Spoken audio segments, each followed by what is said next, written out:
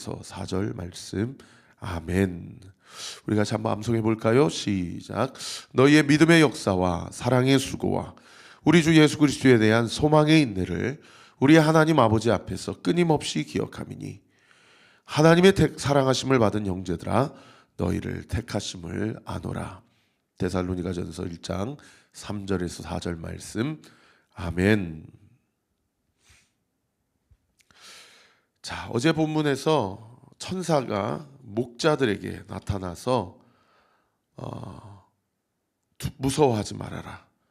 보라, 내가 온 백성에게 미칠 큰 기쁨의 소식을 너희에게 전한다. 오늘 다윗의 동네인 베들레헴에 구주가 나셨으니 곧 그리스도 주시니라. 그가 지금 강보에 쌓여서 말 구유에 누워 있으니 너희는 가서 하나님을 찬송하여 하나님께 영광이 되고 또 땅에는 하나님이 기뻐하시는 사람들 중에 평화라는 이 기쁜 소식을 전하고 또 확인해라 라고 이야기하지 않았습니까? 저는 어저께 설교에서 이 목자들은 두 가지 특징이 있는 그 당시 사회의 가장 큰 약자 중에 약자라고 말씀드렸어요. 하나는 이 목자는 항상 이 동물의 주검과 시체를 만지는 사람들이고 또 배설물을 다루는 사람들이기 때문에 가장 천한 직업이라고 여겨졌던 그런 사람들이에요. 그런가 하면 두 번째로 이 목자들은 그 당시 이스라엘 백성 공동체 안에서 손버릇이 나쁜 사람들로 그런 색안경과 편견을 가지고 당했던 사람들입니다. 항상 저놈들은 도둑놈들이야.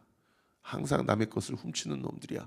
이런 어떤 편견과 사회적인 시선 안에서 그렇게 약자 취급을 받고 살아가던 사람들이 목자였습니다. 천사가 이 목자들에게 의도적으로 나아간 거예요. 가장 낮은 자들에게 나아가서 먼저 가장 큰 기쁜 소식을 전했던 것이죠.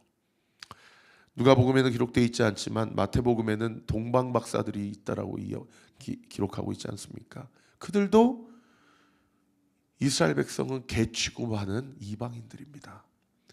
예수님이 이 땅 가운데 오셨을 때 가장 천한 사람들 그리고 개 취급하던 외국인들 이런 사람들에게 가장 기쁜 소식이 먼저 전해졌다라는 것이 정말 우리에게 시사하는 바가 크죠.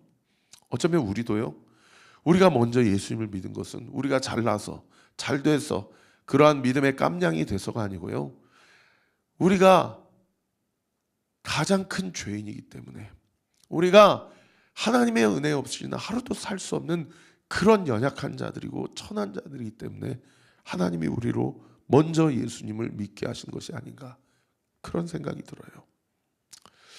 목자들에게 이런 기쁜 소식이 전해졌으니 이제 목자들이 해야 될 일이 무엇입니까? 오늘 본문 15절에 보세요. 천사들이 떠나고 하늘로 올라가니 목자들이 서로 뭐라고 얘기합니까? 이제 거기 줄 치세요. 베들레헴으로 가서 주께서 우리에게 알리신 바 이 이루어진 일을 보자라고 이야기했어요.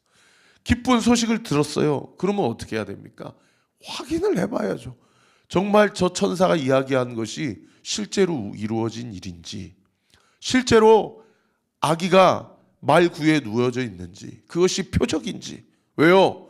모든 아기들은 다 집안에서 가장 좋은 곳, 가장 따스운 곳, 가장 따뜻한 곳에 그렇게 누이지 절대로 말 구유에 누이거나 마구간에서 해산하는 일은 없다라는 거예요. 근데 이것이 어제 본문에 뭐가 된다라고 얘기했습니까? 이것이 너희에게 표적이 되리라, 사인이 되리라 라고 이야기를 한 겁니다. 그러니 이게 우리가 그냥 자빠져 자고 있다가 갑자기 환상을 보고 이게 꿈인지 생시인지 우리가 개꿈을 꿨나 봐 이렇게 생각할 수도 있는데 너무 생생하고 그리고 혼자만 꾼 꿈이 아니라 여럿이 함께 본 일이기 때문에 가서 확인해 보자 라고 이야기를 한 거 아닙니까? 여러분 우리 신앙생활도 마찬가지입니다. 우리가 어떤 복음을 듣고 말씀을 들었을 때는 그 말씀이 참인지 진리인지를 확인해 보고 그것이 참일 때는 우리는 그 말씀에 목숨을 걸어야 됩니다. 인생을 걸어야 돼요. 말씀을 듣지만 말씀이 참인지 거짓인지 확인해 보지도 않고 참이면서도 인생을 걸지 않는 그리스도인들 때문에 오늘날 교회가 다 세속화되어 버린 것입니다. 다 말씀의 힘과 권위를 잃어버리게 된 것이죠. 요한복음 1장에 가보면은 빌립이 예수님을 만납니다. 그래서 우리가 그렇게 기다리던 메시아가 바로 이분이구나 라는 것을 믿게 돼요. 그리고 자기 친구 나다나엘에 가서 야, 메시아가 왔어. 메시아가 왔는데 그는 나사렛 출신이야? 라고 하니까 나다나엘이 뭐라고 얘기해요? 야, 나사렛에서 무슨 선한 게 나냐? 그러니까 빌립이 뭐라고 하면 와봐. 그렇게 듣지만 말고 와서 확인해봐 라고 하니까 나다나엘이 예수님을 만나니까 예수님 뭐라고 합니까? 참으로 선한 이스라엘 백성이다. 그 속에 간사한 것이 없다. 아니 저를 어떻게 아십니까? 네가 빌립을 만나기 전에 무화과 나무 밑에서 있는 것을 내가 보았다. 당신은 하나님이십니다. 나다나엘이 와서 보니 메시아가 맞는 거예요. 그리고 그분을 영접하고 빌립과 나다나엘이 주님을 따르지 않습니까? 요한복음 4장에 가보면 정말 기구한 인생으로 살아가는 한 사마리아의 여인이 예수님을 만나게 돼요. 그리고 예수님이 메시아임을 확인하고 물동이를 던져버리고 자기 동네 사람들에게 가서 와보라, 이분이 메시아가 아니냐 그러면서 자기가 증인이 되어서 예수님을 전합니다. 그러니까 사람들이 와가지고 예수님의 말씀을 듣고 예수님의 기적을 보니까 나중에 뭐라고 얘기합니까? 네가 너의 말로 인해서 이분이 메시아인 걸 믿는 것이 아니고, 거기 요한복음 4장에는 우리가 친히 듣고 그가 참으로 세상의 구주이신 줄을 이제 알겠노라라고 그렇게 고백하지 않습니까? 여러분, 우리도 마찬가지입니다. 우리가 말씀을 들으면 그 말씀이 참인 줄 분별하고 확인하고 그 말씀이 참이면 그분을 따라가야 되는 것이 우리가 이 땅을 살아가면서 예수 그리스도의 참된 제자와 증인된 삶을 살아가게 된다라는 것이죠. 지난주 월요일날, 이번 주 월요일날 뉴저지 그레이스 채플의 박반석 목사님이 우리 교회에 오셔가지고 라이트하우스 모든 목사님들이 다 같이 특강을 들었어요. 그분이 68년생이시고 홍민기 목사님하고 미국의 웨스트민스터 신학교 동기시더라고요.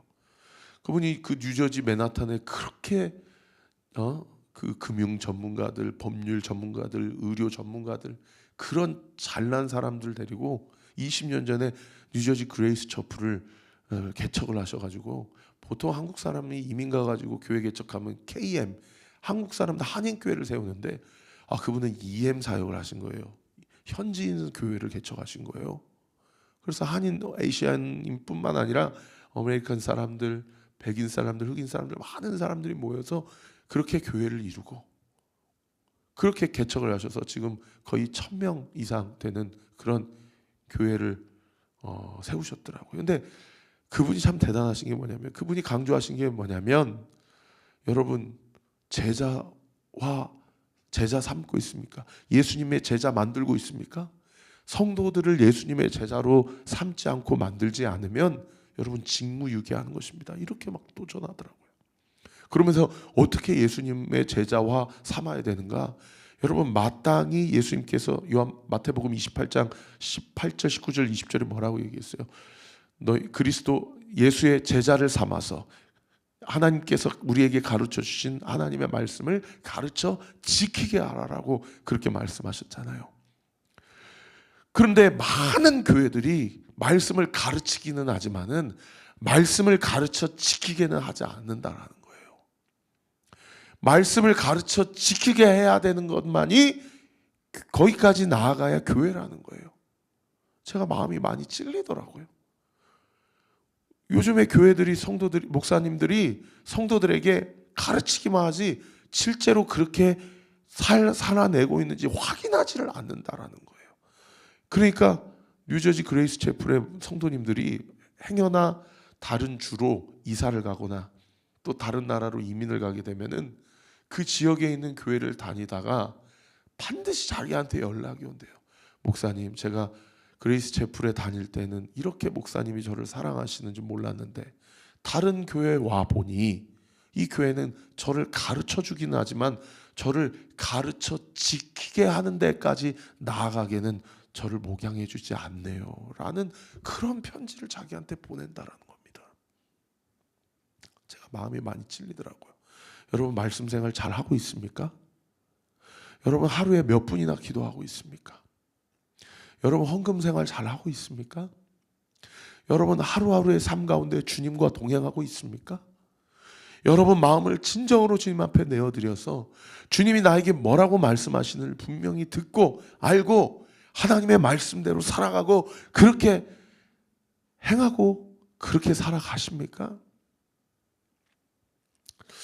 우리 온리교회가 저와 여러분의 관계가 그냥 설교를 듣고 깨닫고 끝나는 관계가 아니라 서로 체크하고 서로 확인하고 하나님의 말씀이 무엇인지를 확인해보고 그것이 진리라는 것이 분별이 되면 적당한 신앙생활이 아니라 그 말씀 앞에 온전히 우리의 삶을 바치고 내어드리고 우리의 인생을 걷는 저와 우리 모든 온리교회 성도들 되시기를 우리 구주 예수 그리스도의 이름으로 축원합니다. 그래서 오늘 본문의 목자들처럼 요한복음 1장의 나다나엘처럼 빌립처럼 요한복음 4장의 사마리아 여인과 그 동네 사람들처럼 보고 확인한 데까지 이르고 더 나아가서 서로 그 말씀을 가르쳐 지키게 하는지 지키며 살아가는지를 서로 체크해주는 크로스 체크해주는 그런 우리 온리교회 되기를 우리 구주 예수 그리스도의 이름으로 축원합니다. 우리 그렇게 신앙생활 하십시다. 그래서 가서 확인을 해보니까 16절에 보세요. 빨리 가서 마리아와 요셉과 구유에 누인 아기를 찾아서 보고 천사가 자기들에게 이 아기에 대해서 말한 것을 전했어요. 그리스도의 증인된 삶, 그리스도의 제자된 삶은 16절에 빨리 가는 거예요. 일단 가는 거예요. 가라고 한 그곳에 가서 찾아서 그리고 17절에 동그라미 치세요. 보고 그리고 17절 마지막 구절에 뭐라고 돼 있어요? 말한 것을 전한다. 이게 증인된 삶의 마땅한 태도와 삶의 행실이라는 거예요. 여러분 우리 온리교회에서 하나님의 말씀을 보고 들읍시다. 믿으시면 아멘. 그리고 찾읍시다. 할렐루야. 그리고 찾아내서 그에게 전합시다. 그러므로 우리 온리교회 하나님의 나라가 확장되고 여러분의 가정과 생업과 일터와 학교와 우리 교회가 하나님의 나라를 온전히 이루어내는 우리 사랑하는 성도들의 구체적인 삶의 현장이 되기를 우리 우주 예수 그리스도 이름으로 축원합니다. 그러니까 18절에 어떤 일이 일어나요? 듣는 자가 다 목자들이 그들에게 말한 것을 놀랍게 여겨요. 그런데 19절에는 마리아는 이 모든 말을 어떻게 했대요? 마음에 새기어서 생각했다라는 겁니다.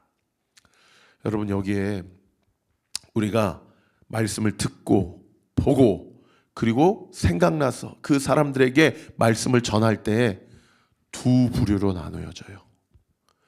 그 말씀을 전한 말씀을 듣는 그 사람이 그냥 놀랍게 여기고 오 그래? 세상에 설마 에이 진짜야? 여러 가지로 반응이 일어날 텐데 여러 가지 반응 가운데 그저 놀랍게 여기거나 여러 가지 반응 중에 한 반응을 취하고 그냥 떠나는 사람. 그런가 하면 19절에 어떤 사람이 있어요? 들은 말씀을 마음에 새기는 사람. 이 두 부류로 나뉜다라는 거예요. 이렇게 마음에 새긴 자들, 그 말을 전한 자들은 어떻게 합니까? 20절에 보세요.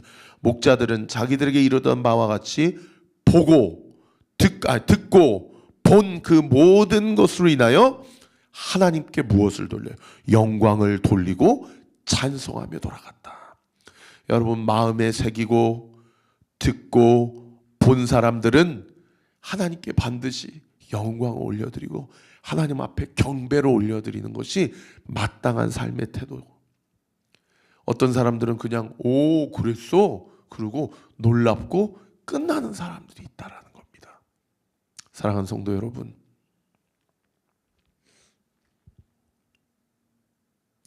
저는 그렇게 믿습니다. 이 목자들이요 아직 예수님이 공적 사역을 시작하기 전이기 때문에 30년 후에 마리아처럼 이 모든 일을 마음에 새겼다가 예수님을 쫓아갔다라고 믿어요. 여러분, 이 땅에 살아가는 사람들은 둘 중에 하나입니다. 복음을 들었지만 놀랍고 그 이상의 헌신이나 반응이 없는 자들.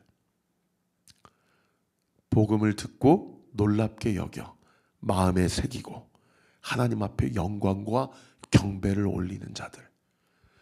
우리 오늘교회 성도들은 어떤 자들입니까? 여러분, 하나님의 말씀을 보고 듣고 마음의 새김으로 하나님 앞에 영광을 올려드리고 우리의 하나님이 되어주신 예수님, 이 땅 가운데 오신 예수님, 나의 모든 죄값을 홀로 다 담당하시고 나를 거룩하고 깨끗하게 하신 예수님, 그리고 그 사망 권세를 이기시고 부활하신 것처럼 나도 부활시켜 주실 그 예수님, 마지막 때에 다시 재림하셔서 나의 모든 죄값을 이미 그분께서 다 담당하셨기에 나를 천국으로 들어 올리셔서 하나님의 백성으로, 천국 백성으로 삼아주실 그 심판주 되신 나의 예수님, 그 예수님의 말씀대로 살아가고 예수님과 함께 살아가고 예수님을 닮아 살아가는 저와 우리 모든 온리교회 성도들 되시기를 우리 구주 예수 그리스도의 이름으로 축원합니다. 그런가 하면 마지막 두 번째로요, 예수님께서 난 지 8일 만에 21절에 보시면 할례를 행하고 그 이름을 예수라고 합니다. 그리고 21절에 보시면 곧 잉태하기 전 천사가 일컬음받아, 누가복음 1장 31절에 가브리엘 천사가 마리아에게 나타나서 너 아들을 낳을 건데 그의 이름을 예수라 해라. 예수의 이름의 뜻은 무엇입니까? 자기 백성을 그들의 죄에서 구원할 구원주가 될 것이다 라는 이름의 뜻대로 그렇게 순종해요. 그리고 22절에 모세의 법대로 정결 예식을 행합니다. 이 여자가 레위기 12장에 근거하면은 남자아이를 낳으면 7일 동안 부정하고 33일 동안 구별되어 있어야 돼요. 정결해지는 그 기한입니다. 그 정결 예식을 다 채운 것입니다. 그런데 여러분 한번 생각해 보세요. 마리아가 요셉과 동침해서 낳은 아기입니까? 아니에요. 성령으로 잉태된 아기 예수님이세요. 그래서 예수님께서는 죄가 있으세요? 없으세요? 죄가 없으세요. 그러니 굳이 모세의 율법대로 정결 예식을 행할 이유가 있습니까? 없습니까? 굳이 난지 8일 만에 세례 요한이 그랬던 것처럼 예수님도 할례를 행할 필요가 있습니까? 없습니까? 예수님은 하나님이시고요. 예수님은 죄가 없으시기 때문에 할례를 행할 일도 없으시고 정결 예식을 행할 일도 없으세요. 그런데 여기 오늘 본문 보시면 22절에 주시세요. 모세의 법대로. 23절에도 보세요. 주의 율법에 쓴 바. 24절에도 줄치세요. 또 주의 율법에 말씀하신 대로. 계속 성경이 강조하는 게 뭡니까? 율법 아래 계시지 아니하시는 예수님께서 율법 아래서 태어나셨다라는 거예요. 율법 아래 매임을 받을 일이 없으신 주님께서 우리를 구원하시기 위해서 율법에 스스로 매임바 되셨다라는 겁니다. 여러분, 이게 예수님이 우리를 위하여 하신 일이세요. 우리가 해야 될 일이 뭔지 아세요? 예전에 제가 군대 갔을 때 가니까 여러 가지 부조리들이 많더라고요. 이등병 때부터 절대 앉아서 양말 신으면 안 되고 일어나서 양말 신어야 되고, 상병 꺾이면 세탁기 돌릴 수 있고, 군화 끈 묶을 때 절대 앉아서 묶으면 안 되고 서서 묶어야 되고, 뭐 일병 달면 뭐 할 수 있고, 상병 달면 뭐 할 수 있고, 병장 달면 뭐 할 수 있고, 이런 세밀한 속옷 정리부터 해서 겉옷 정리부터 해서 그 내무반에 그 행동 양식이 다 있어요. 제가 그거 다 지키고 병장 때 싹 다 없애버렸어요. 여러분, 만약에 제가 그거 안 지키고 병장 때 없애버렸으면 없앨 권한이 있습니까? 여러분, 욕먹는 거죠. 밑에 애들은 다 그거 지켰는데 지는 안 지켜놓고 지가 없앤다고? 밑에 애들이 나는 고생했는데 우리 밑에 애들도 고생해야죠 하고 다 반대했을 겁니다.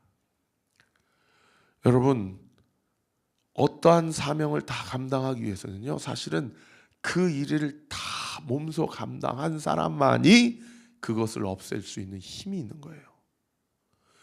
여러분, 예수님이 율법 아래서 스스로 갖춰지시기로 결정하셨기 때문에 율법을 완성할 수 있는 권한이 있는 것이죠.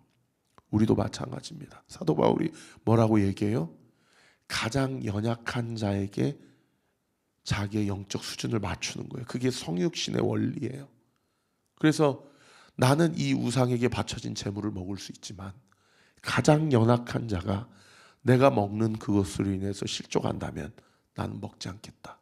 이게 성육신적인 예수 그리스도의 삶을 살아가는 삶의 구체적인 행동, 양식과 방향성이라는 거죠.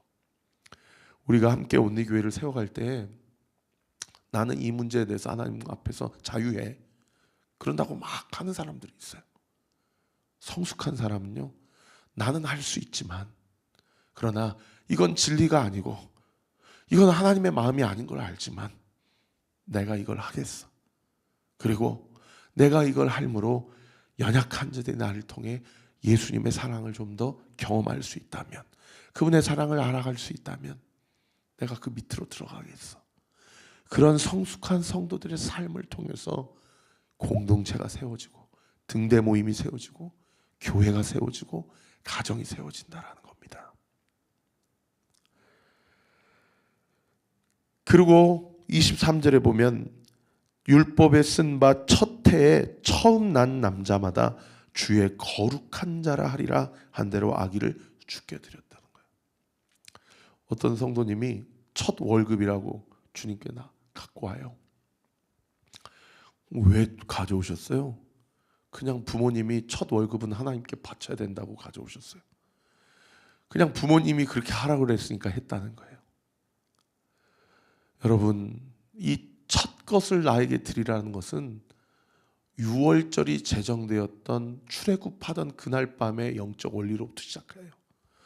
10번째 재앙에서 하나님께서 애굽 땅에 다 무엇을 치세요?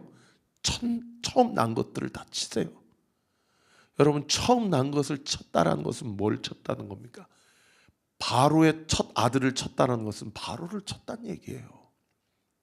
반대로 나의 첫 것을 주님 앞에 드렸다는 것은 나의 모든 것을 주님 앞에 드렸다라는 거예요. 그러니까 우리가 월삭 기도에 하루의 첫 시간, 또 한 달의 첫 시간을 하나님 앞에 내어드리는 것은 그 하루를 주님 앞에 내어드립니다. 그 한 달을 주님 앞에 내어드립니다. 송구영신 예배 한 해의 첫 시간을 주님 앞에 내어드렸다는 것은 한 해를 모조리 주님 앞에 내어드립니다라는 이야기 아닙니까? 이 첫 것을 주님 앞에 내어드린다는 것은 나의 모든 것을 드린다는 얘기예요. 그래서 그 성도님에게 얘기했어요. 그런 영적 의미가 있기 때문에 가져오라는 것이 부모가 시킨다고 가져오라는 게 아닙니다. 진정으로 내가 첫 달 월급 전부를 내어드리지만 나의 모든 수입은 다 주님의 것입니다 라는 마음의 신앙 고백에 진정한 동의가 있으십니까? 그러니까 진정으로 나의 모든 것이 주님의 것입니다 하면서 그렇게 울면서 신앙 고백을 하시더라고요. 그리고 24절에 보세요. 산비둘기 한 쌍 혹은 어린 집비둘기 둘로 제사하였다. 이 정결 예식을 할 때는 원래 레위기 12장에 의하면 양을 바쳐야 됩니다. 그런데 마리아가 비둘기를 하나님께 드려요. 하나는 속죄 제물로 드리고 한 마리는 번제로 하나님께 드립니다.